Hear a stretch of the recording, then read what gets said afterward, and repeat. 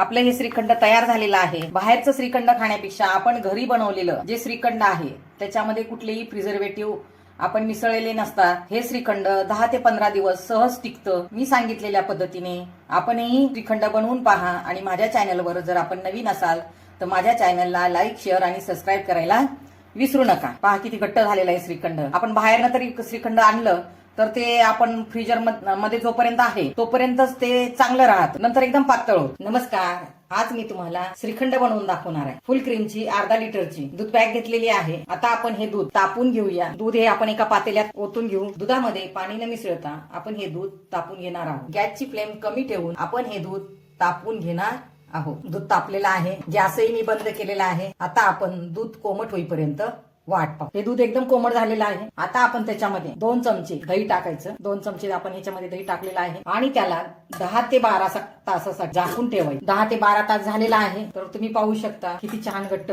दही झालेलं आहे। आपण दही बनवून घेतलेलं आहे। त्यानंतर आपण एका पातेल्यात एक चाळणी ठेवायची आणि त्या चाळणीमध्ये कुठलाही स्वच्छ कपडा ठेवायचा। तो कपडा थोडासा ओला करून घ्यायचा। आपण हे केलेलं जे दही आहे ते आपण ह्याच्यामध्ये ओतायचं। आता असंच आपण त्याला पाणी नितळण्यासाठी 10 ते 12 तास आपण याला झाकून ठेवणार आहोत। शक्य असेल तर त्याला असं अडकून ठेवायचं, शक्य नसेल तर त्याला ह्याच्यामध्ये असं झाकून ठेवायचं।